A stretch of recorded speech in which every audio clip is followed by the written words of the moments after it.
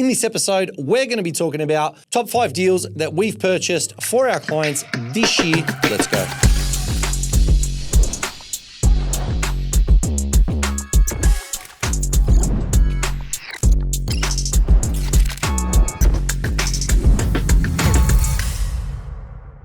These 5 deals that I'm going to share, there's a heap of deals that aren't on this list that are all different, and there's actually quite a few really good ones that also haven't made this list. But this is to give you a contrasting understanding of different deals in different states for different people, different reasons. And yeah, I want you to get as much out of it as possible because there's a variety of different strategies here.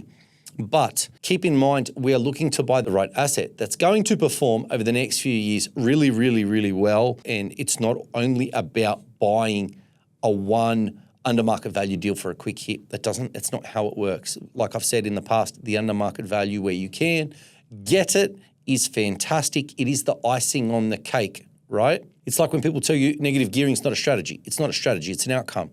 Just like this.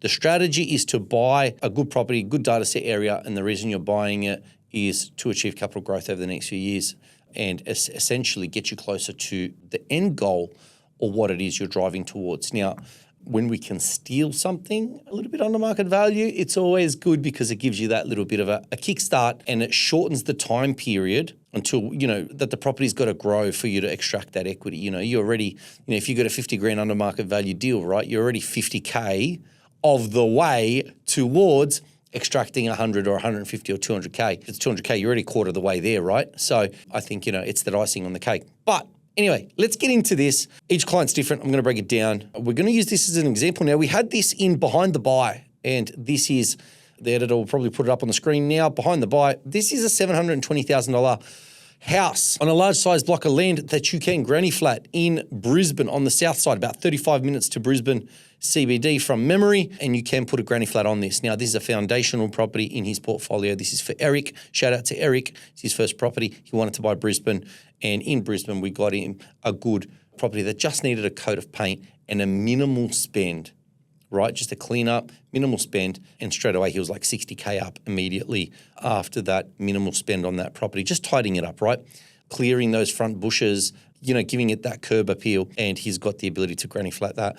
That property has performed really, really well, and that property is now worth around $850,000, and that was purchased, I think, in May this year. So he's got enough money to buy again, enough equity in that, and yeah, 130K uplift on that is amazing, right?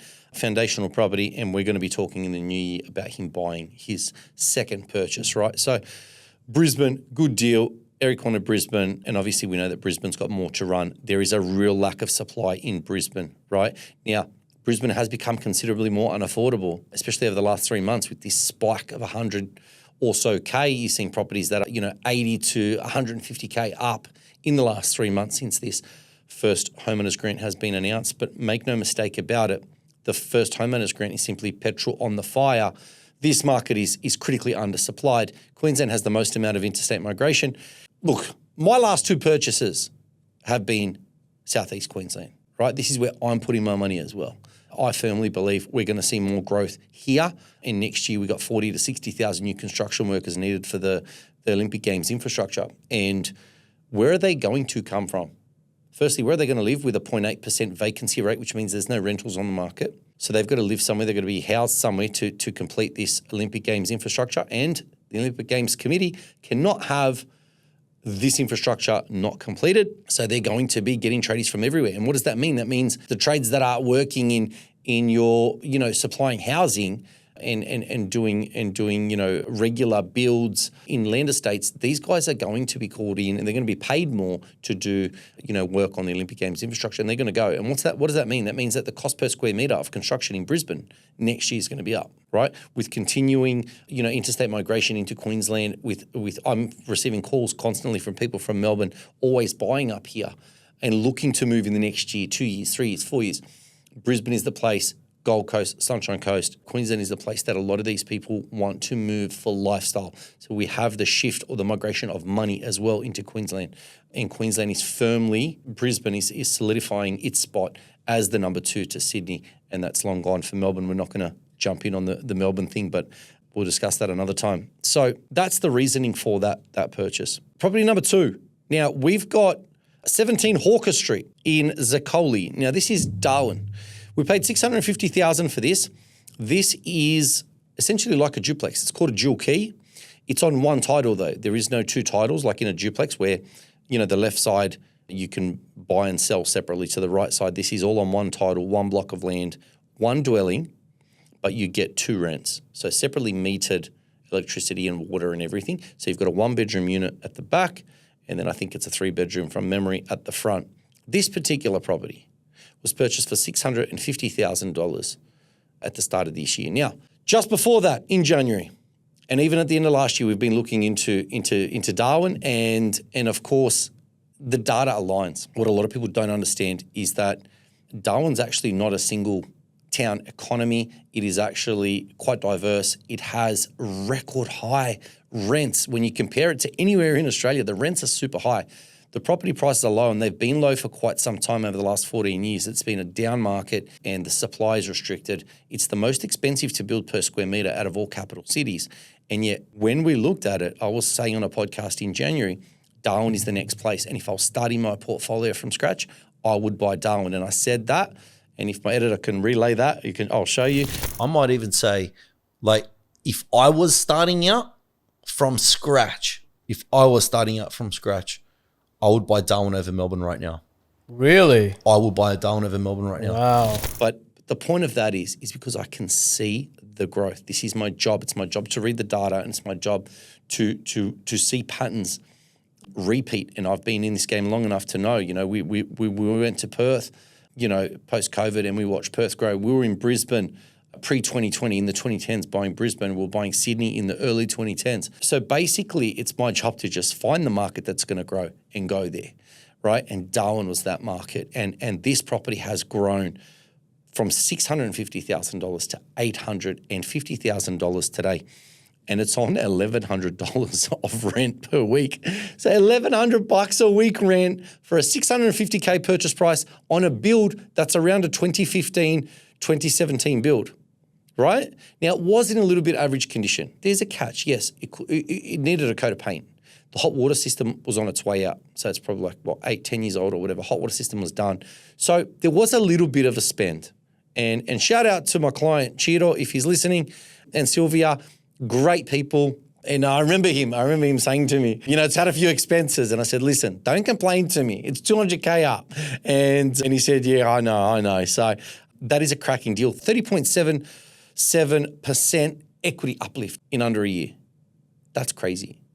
That is crazy. And that 30%, I'm telling you now, probably happened within 6 months because that market moved super quick. When everyone realized how cheap it was, when everyone realized from the southern states, a lot of buyers, agents and investors started pouring in there. Why? Positive cash flow, relatively new properties that you can buy in that area. There's no supply coming. The writing's on the wall. It's a great market, and we predict it to perform really, really well next year. And that is going to be, I'm going to talk more about that in my 2026 predictions, which will be out soon. So that was Darwin. Now, there's plenty of purchases in Darwin, and the majority of our clients are up 150 to 200, maybe a little bit over 200K. And I've got numerous case studies, and I'm happy to chat if anyone wants to go over them with me, but fantastic result there. And that's a market that we picked early on. Melbourne, another one that we've spoken about 18 months ago, February 2024. I was one of the first buyers agents to talk about Melbourne. And look, this one is Werribee, and we paid $550K for this property, and it had I think it was a $19K spend where our client we identified a property that could add a room, and he's added a stud wall, run the electrical for the switch, added the door, did floating floors, coat of paint, and a new shower screen. And we have an episode of that on our YouTube page that you can have a look. And that property has gone from $550K to $700K. That is a 27% equity uplift. Now, the market is doing some of that lifting, but also the fact that we looked for a property that's a little bit run down. We looked for a property that we could add value and add a bedroom, right? So we've turned it from a 3-bedroom to a 4-bedroom, and we've got that instant equity uplift, but we've done it cheaply. It's been done super cheap. Everything was done very cost effectively, for maximum uplift in a market that's rising, essentially, right? So that 27% in as little as 8 months, that's a fantastic result. And that's a good buy. And that's a Melbourne buy for our client, Christian. Shout out to Christian. That is his first property, and that has given him an equity uplift to work with to buy property number 2 and to start off his portfolio. So that's a textbook way to kick off a portfolio. Logan Village, 850K purchase price. We bought 5 acres. It's a 2-bedroom house on 5 acres, and the whole point of this 5 acres, now, it does have a slight flood overlay. Look, townhouses are going for, they're about to hit 800K in Brisbane, right? In some areas. So looking at 5 acres for $850,000, this is for a seasoned investor. This is, he's just about to hit a $10 million portfolio shortly, and he picked this up so he can add a granny flat, maybe add a shed, and hold an asset in an area which is like Brisbane's Bringelly, essentially, right? For those of you who know Bringelly in the southwest, this property, there's a chance at some stage him holding this over the next 10, 15 years and this property being rezoned. The goal is to have this rezoned, and if it's rezoned for development and into residential, this would be a significant equity uplift.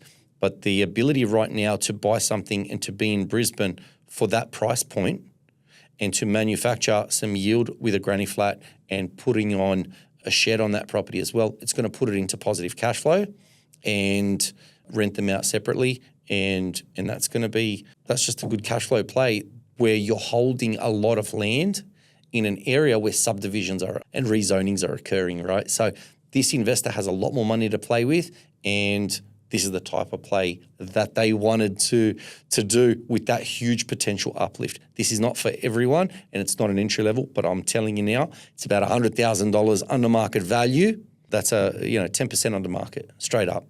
That property's settling, I think, now. It's in December. So, 10% up, straight up. 10% immediately. So that is a great result on that one, but that's a seasoned investor play. Property number 5. This is an interesting one. Now, this is for Thomas. Now, Thomas already has a principal place of residence in Brisbane. He wanted to buy another property and he wanted to stay in Queensland, and he wanted to buy a Gold Coast. We spoke about this, and we've found an apartment on the Gold Coast where he could walk into instant equity because his goal is to extract that equity and to buy again. And we've picked something up here for $506K.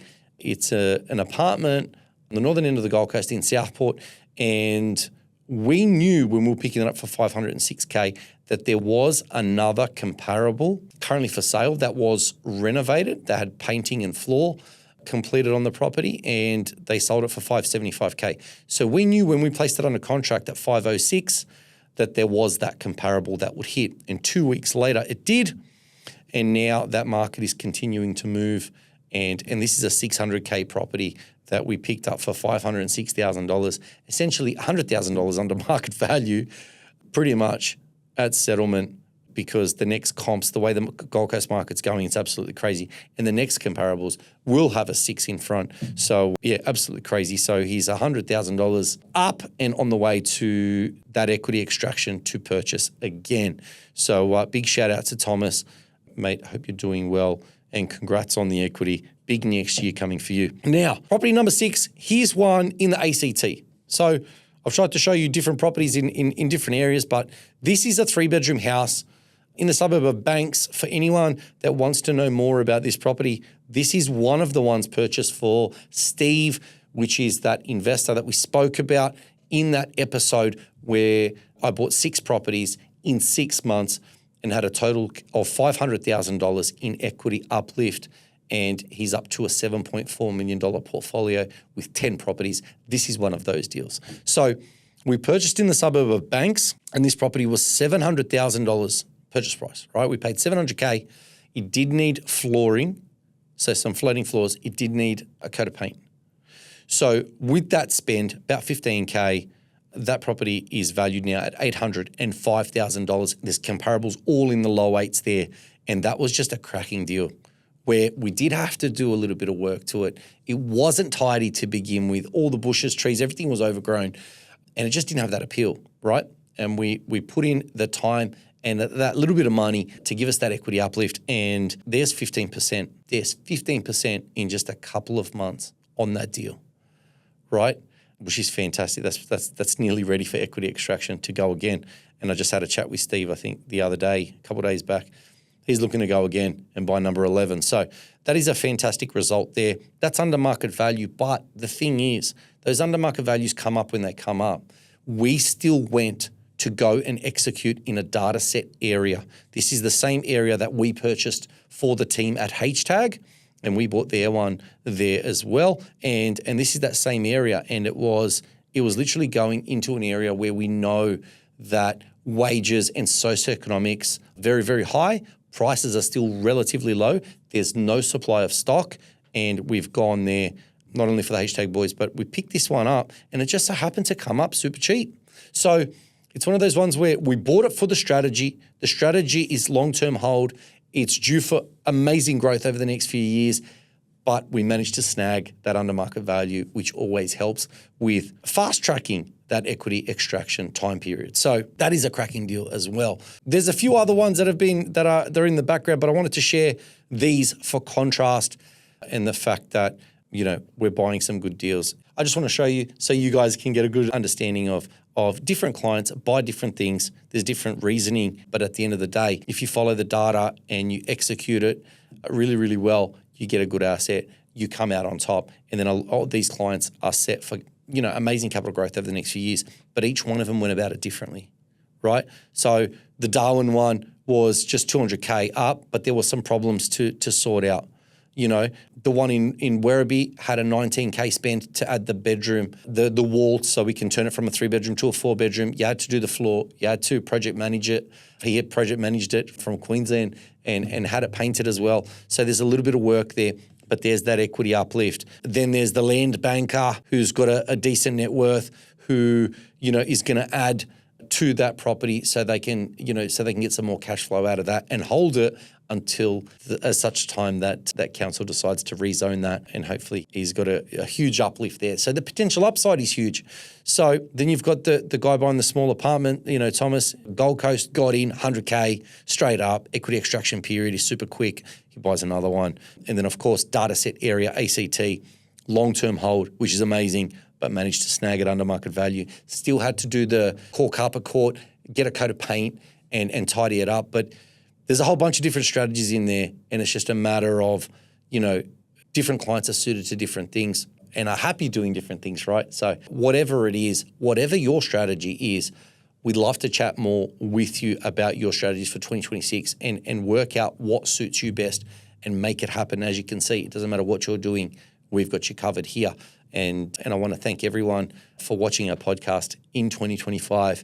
You're the reason we do it. And when we get commentary and I speak to people that watch our podcast and get a lot out of it, that really makes me happy. And that's the reason we do it. It's actually quite fulfilling to share success stories with you all and watch you all learn and grow and build those portfolios. So big thank you for all your support in 2025, and look forward to a big 2026 for all of you. And until next time, take care.